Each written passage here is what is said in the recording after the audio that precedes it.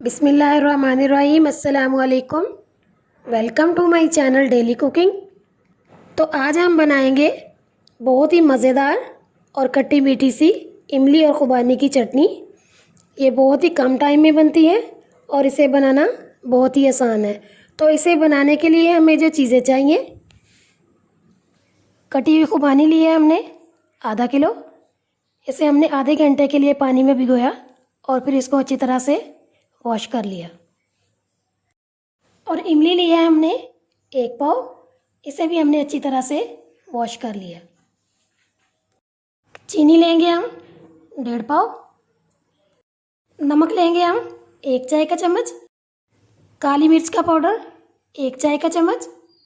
और 1 खाने का चम्मच ही हमने लेना है लाल मिर्च का पाउडर। पानी इसमें हम डालेंगे 2 लीटर। तो बनाना शुरू करते हैं।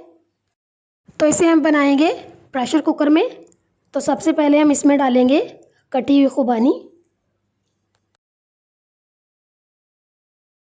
और अब इसके अंदर हम डालेंगे इमली।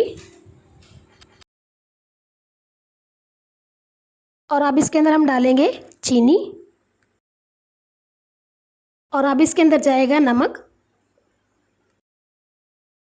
काली मिर्च का पाउडर डालेंगे। और अब इसके अंदर हम डालेंगे लाल मिर्च का पाउडर। और अब इसमें हम डालेंगे 2 लीटर पानी।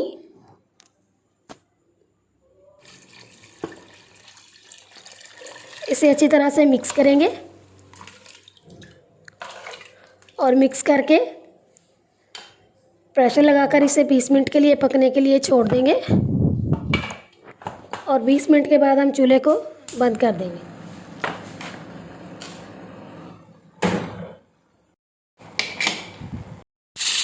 तो देखिए इसे पकते हुए 20 मिनट हो चुके हैं। अब हम चूल्हे को बंद कर देंगे।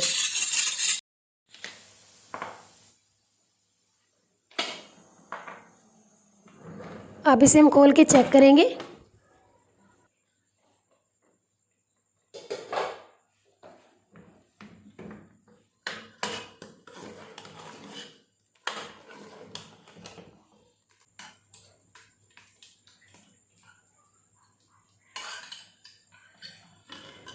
तो ये देखिए बहुत ही अच्छी तरह से ये गल चुकी हैं। इसे अब हम ठंडा करेंगे और ठंडा करने के बाद इसमें से जितनी भी इमली की गुठली हैं वो सारी की सारी निकाल लेंगे। देखिए इसे हमने ठंडा करके इसमें से सारी की सारी गुठलियाँ जो है वो निकाल ली हैं। ये देखिए अब इसे हम एक ग्राइंडर जग में डालेंगे और इसे अच्छी तरह से ग्राइंड कर लेंगे। इस चटनी को आप हर चीज़ के साथ खा सकते हैं, चाहे पकौड़ों के साथ, समोसों के साथ या चाट में डालकर खाएं। ये केचप से भी ज़्यादा मज़े की होती है और ये बनती भी बहुत कम पैसों में। और जिनको केचप पसंद नहीं है वो इसे ज़रूर ट्राई करें, इंशाल्लाह आपको ये बहुत पसंद आएगी। तो ये देखिए इस तरह हमने इसको ग्राइंड करना है और इसी तरह से बाकी की सारी चटनी भी ग्राइंड कर लेंगे। इस चटनी को आपने किसी एयर टाइट जार या बोतल में डाल के फ्रीज़र में रखना है, फ्रिज में नहीं रखना। अगर आप इसे फ्रीज़र में रखेंगे तो इसे 2 से 3 माह तक आप इस्तेमाल कर सकते हैं। तो ये देखिए सारी की सारी चटनी को हमने ग्राइंड कर लिया है। तो ये देखिए आप इसकी कंसिस्टेंसी चेक करें।